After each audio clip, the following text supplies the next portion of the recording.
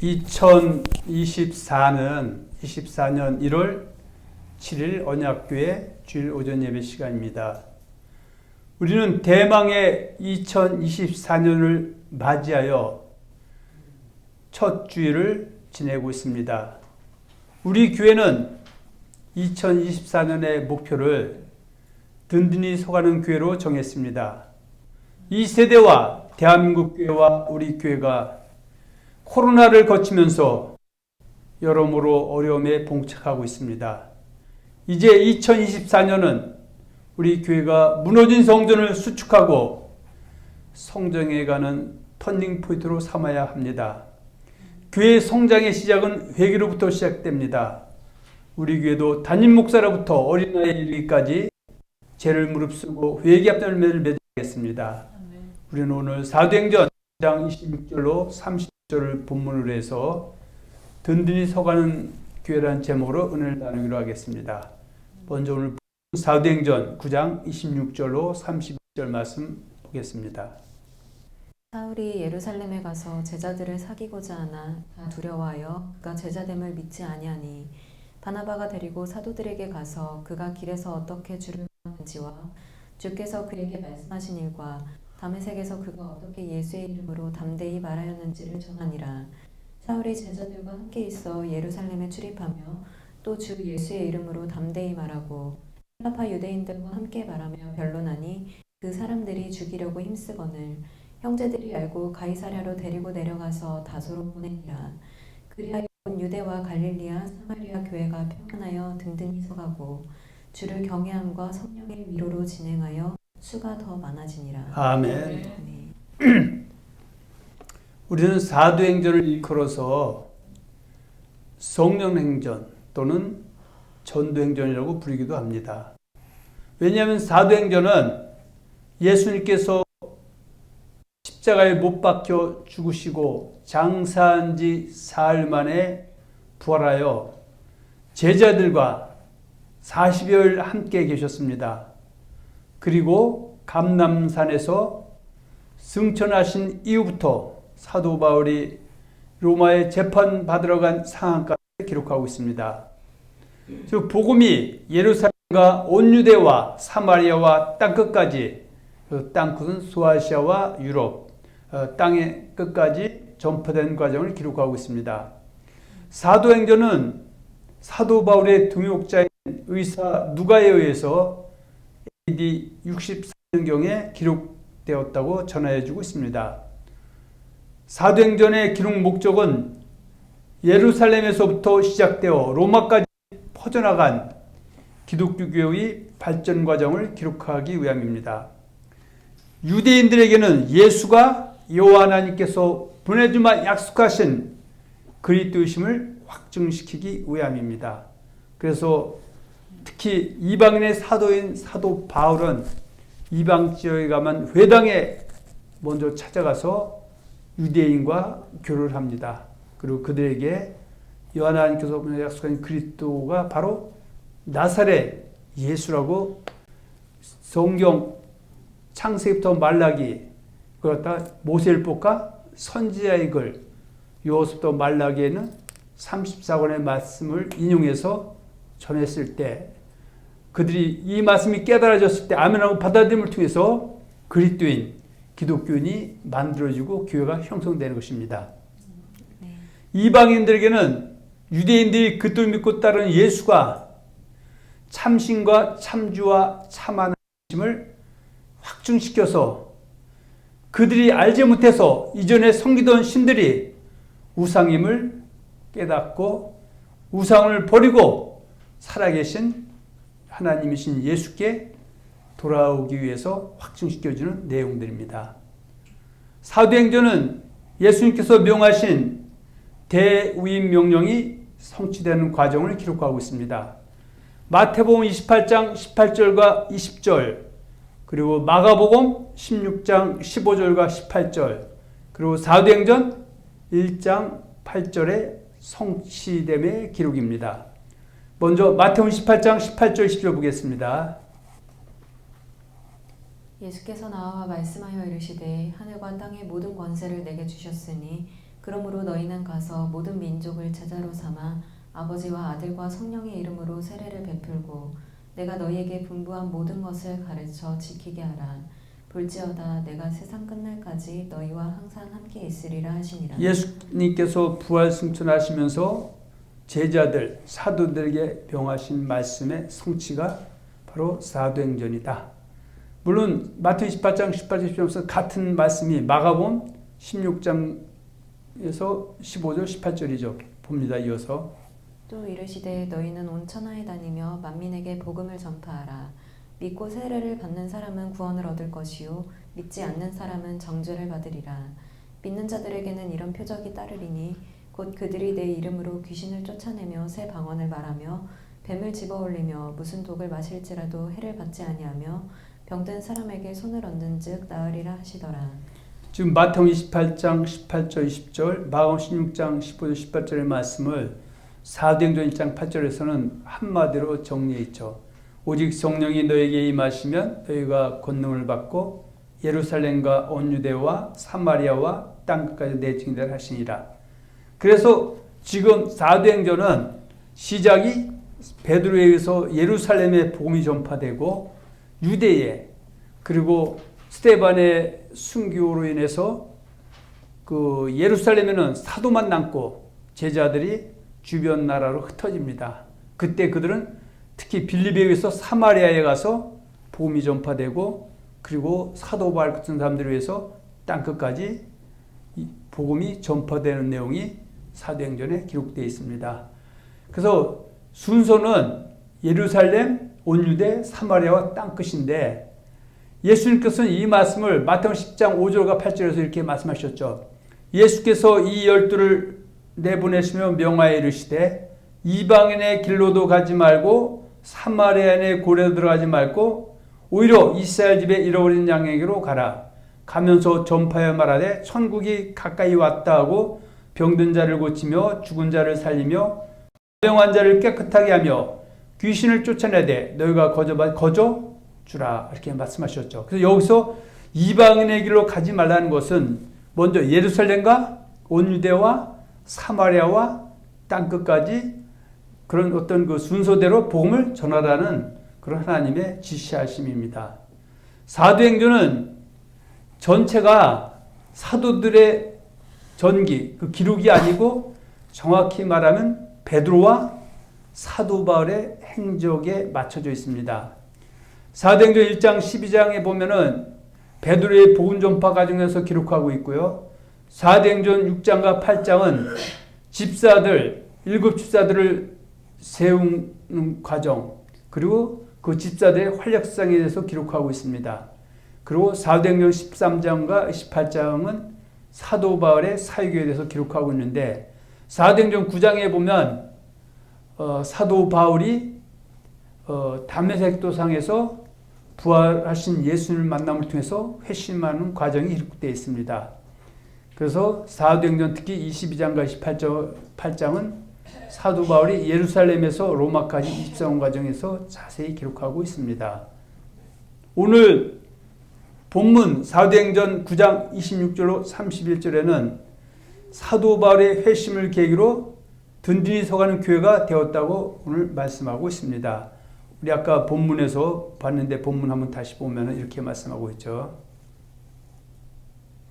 사울이 예루살렘에 가서 제자들을 사귀고자 하나 다 두려워하여 그가 제자됨을 믿지 아니하니. 그러니까 사도 바울이 다메섹 동에서 부활하신 예수를 만난 이후 그가 아나니아를 통해서 눈이 감겼던 눈이 띄어지고 그를 통해서 성령세를 받게 되고 그가 예수가 그리스도 있음을 증거하게 되죠.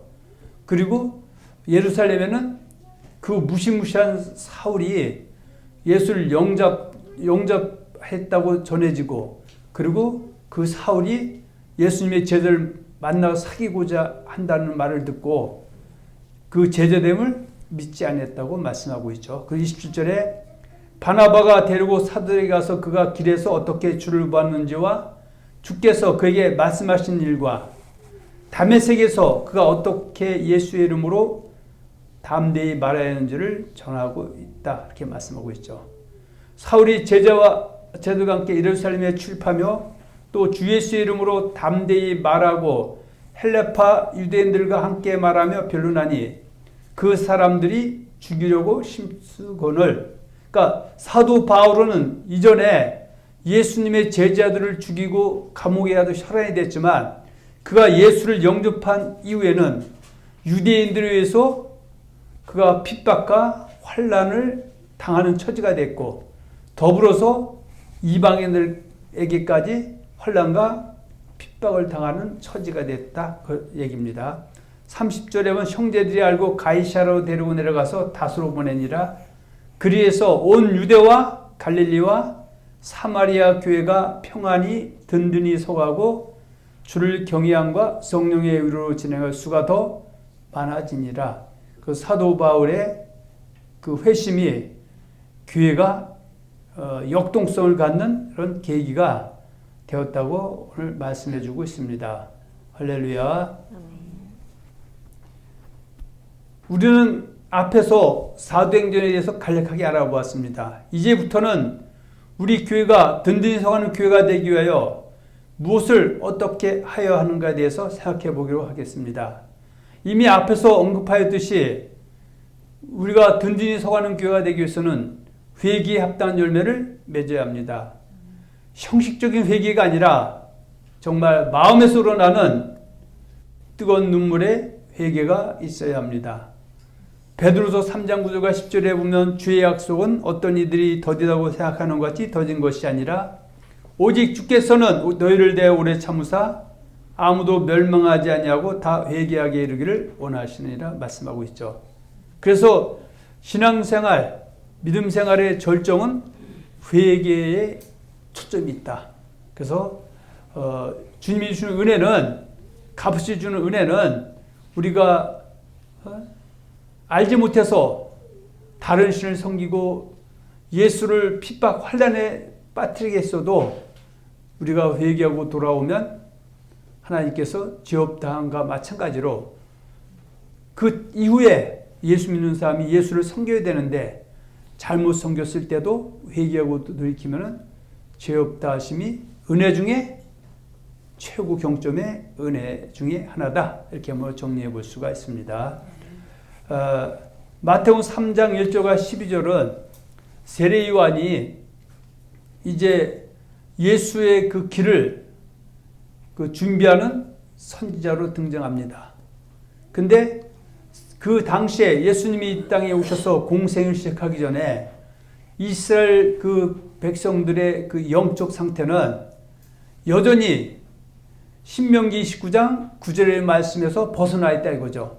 신명기 19장 9절에 보면 그런즉 너희는 이 언약의 말씀을 지켜 행하라. 그리하면 너희가 하는 모든 일이 형통하리라. 그런데 분열왕시 때 언약을 어김을 통해서 북이스라엘이 멸망당하고 남유다가 바벨론에 의해서 멸망당하고 포로로 붙잡혀 갔다가 출바벨하는 것처럼, 그리고 수문학 광장에 모여서 다시는 동일한 죄를 우리가 시행착오를 겪지 않겠다고 다짐했지만 예수님의 초림 당시에 이스라엘 백성들은 여전히 그 분열왕 시대처럼 회개할 것이 많은 삶을 살고 있었다. 그때 세례 요한이 나타나서 그 이전에 바리새인이나 사두개인들, 교권주의자들과 다른 그런 모습, 청렴한 모습이죠. 낙타 도를 입고 허리에 가죽띠를 띠고 음식은 메뚜기와 석청이었더라.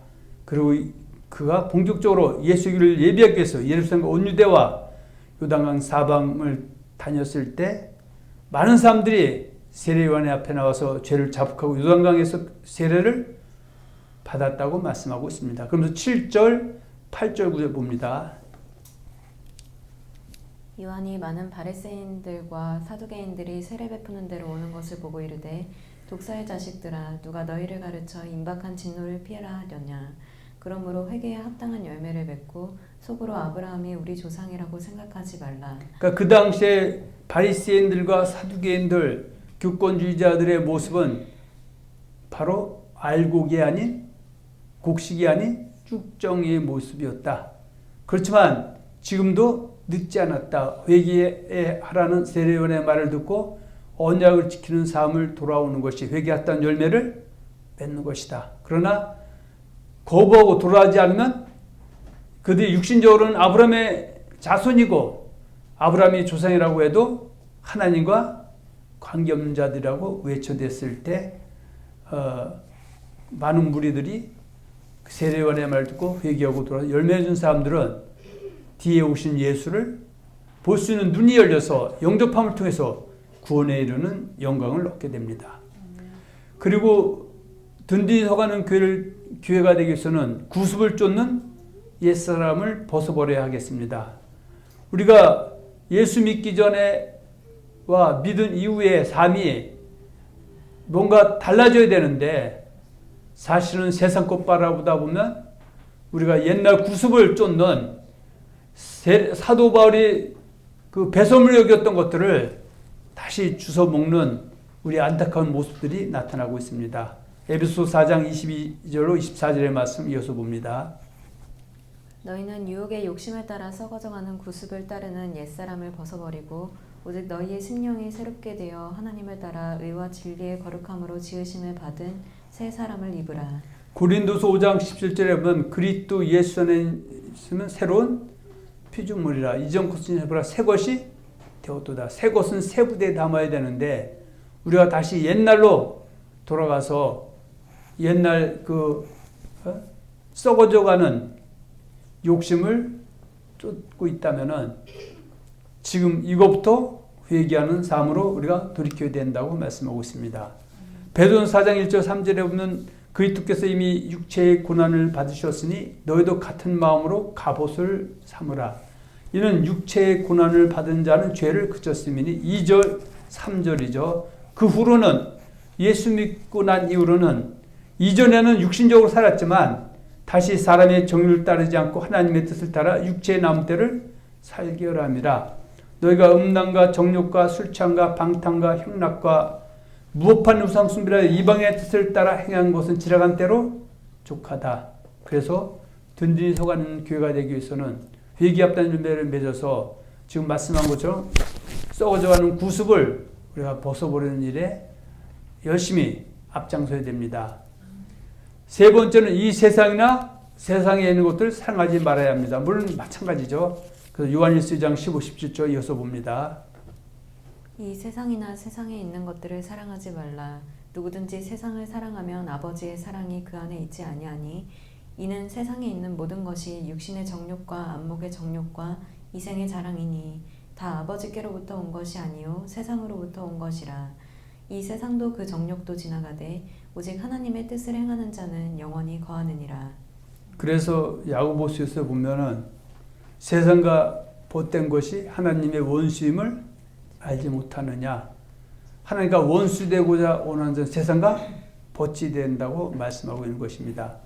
그리고 이어서 네 번째는 원망 불평을 버리고 범사에 감사하는 삶을 쫓아야 합니다.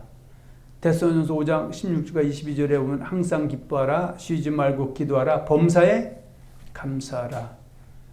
그러니까 이방인들은 감사할 일이 있으면 누구나 다 합니다. 그러나 우리 예수 믿는 사람의 차이점은 우리가 감사할 수 없는 환경에서도 감사할 수 있는 것, 하나님이 하실 일에 대한 감사, 이전에 하셨던 일에 대한 것을 감사하고 달려가면 감사할 일로 환경이 상황이 바뀌어질 줄 믿습니다.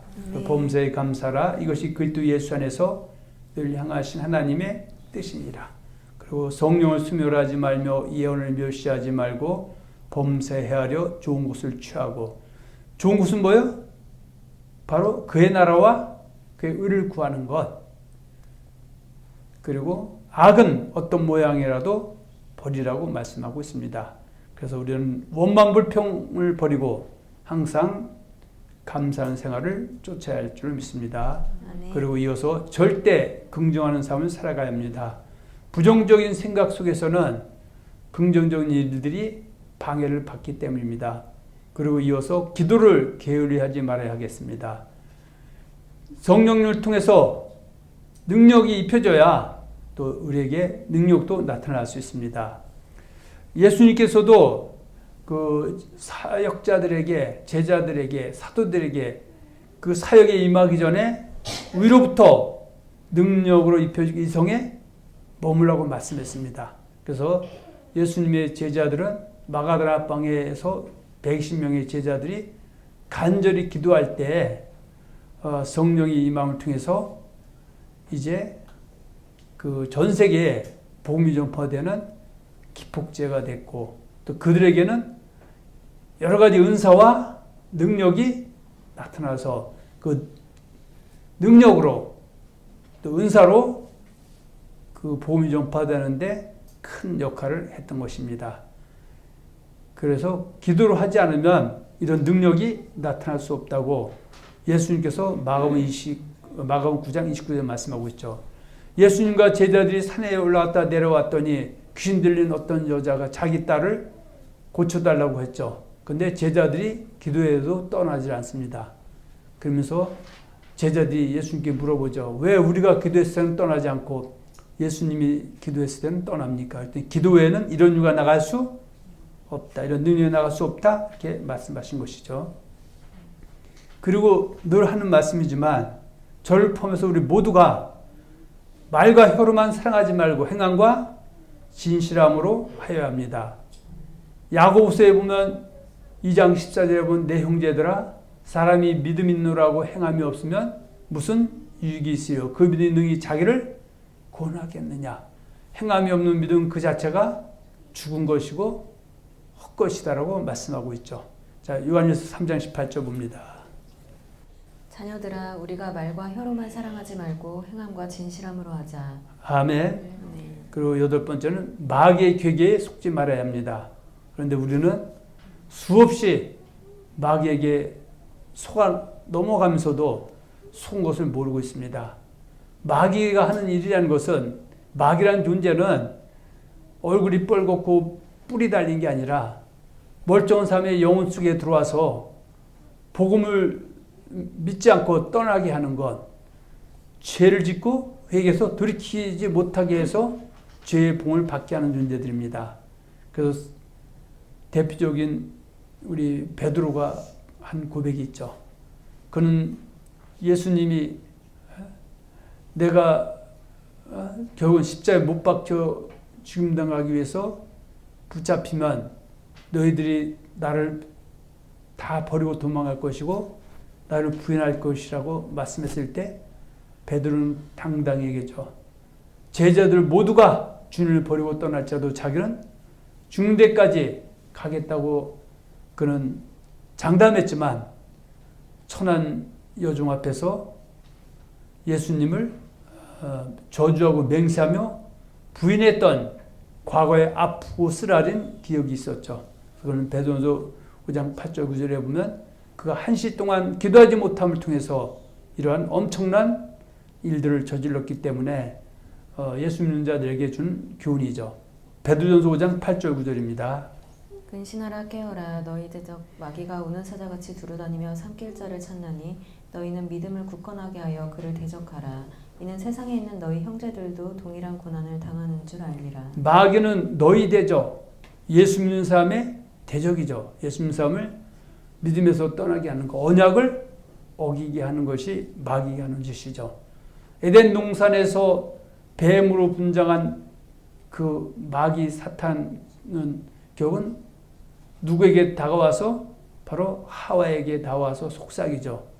하나님은 선악과를 먹으면 죽는다고 했지만 결코 죽지 않는다고 그를 미혹해서, 심판이 없다고 미혹해서 그를 통해서 아담과 함께 인류를 죄악에 빠뜨린 그 존재인 마귀는 오늘도 그 역사를 계속 진행하고 있습니다. 사도 바울은 이 마귀와의 싸움을 갖다가 에베소 6장 11, 13절에 이렇게 우리에게 증언해 주고 있습니다. 마귀의 관계를 능히 대적하기 위하여 하나님의 전신갑주를 입으라. 우리의 씨름은 혈과 육을 상대하는 것이 아니요 통치자들과 권세들과 이 어둠의 세상 주관자들과 하늘에 있는 악의 영들을 상대함이라. 그러므로 하나님의 전신갑주를 취하라. 이는 악한 날에 너희가 능히 대적하고 모든 일을 행한 후에 서기 위함이라. 그러니까 우리는 때로는 신앙생활하면서 주변 사람들과 싸우고 다툴 때가 있죠. 그런데 결국은 어때요? 그들과 싸우는 것은 그 인간과 싸우는 것이 아니라 그 안에 있는 때로는 권세 어둠의 세상 주관자들 하는 악의 영들을 상대하는 것이라고 말씀하고 있습니다. 그래서 이 악한 영들과 싸우면서 이기고 승리하기 위해서 하나님의 전신갑주를 취해야 되는데 그 대표적인 것은 말씀과 기도로 깨어 있어야 된다고 말씀하고 있습니다. 고린도 6장 9절과 10절에 보면 불의한 자가 하나님 날 유혹을 받지 못할 줄 알지 못하느냐 미혹을 받지 말라. 그럼 어떻게 마귀는 하나님의 백성은 불의하게 살아도 하나님의 유혹을 받을 수 있다고 하는 것이죠. 불의가 뭐냐? 음행하는 자, 우상 숭배하는 자, 간음하는 자, 탐색하는 자, 남색하는 자, 도적이나 탐욕을 부리는 자, 술 취하는 자, 모욕하는 자, 속여 빼는 자들은 하나님 날 유혹을 받지 못하리라. 그래서 결국 어떻게 빨리 회개해서 돌이키면 죄 없다 인정받지만 끝까지 고집피면서 이런 삶으로 하나님 앞에 서는 것은 부당하다라고 사도 바울이 통해서 말씀해주고 있습니다. 그리고 고린도 15장 33절 34절은 속지 말라. 악한 동물은 뭐예요? 마귀에게 미혹당해서 마귀로부터 쓰임받는 사람들이죠. 악한 동물은 선한 행실을 돌피나니 깨어 의뢰하고 죄를 짓지 말라. 하나님은 죄를 짓는 것이 옳지 않다고 하죠. 요한일서 3장 3절과 10절은 죄를 짓는 자 마귀에게 속하나니 마귀는 처음부터 범죄함이라고 말씀하고 있습니다.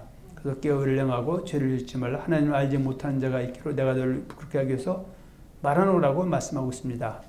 그리고 든든한 교회가 되기 위해서는 우리 모두가 남의 티끌을 보지 말고 자신의 들불을 보아야 한다. 마태복음 7장 3절과 5절에 보면 이렇게 말씀하고 있죠. 어찌하여 형제의 눈 속에 있는 티는 보고 내 눈 속에 있는 들보는 깨닫지 못하느냐. 보라, 내 눈 속에 들보가 있는데 어찌하여 형제에게 말하기를 나로 내 눈 속에 있는 티를 빼게 하라 하겠느냐. 외식하는 자여 먼저 내 눈 속에 들보를 빼어라.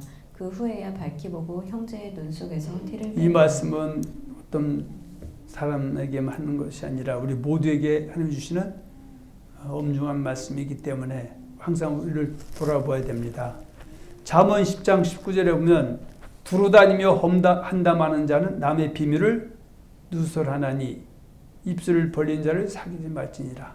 그래서 두루 험담하는 자, 한담하는 자를 자꾸 만나게 되면 결국 언젠가는 나와 틀어지면 이 사람 또 다른 사람과 똑같이 한담을 하고 나의 비밀을 누설해서 나를 공경에 빠뜨릴 수 있기 때문에 이런 자를 사귀지 말라고 말씀하고 있습니다.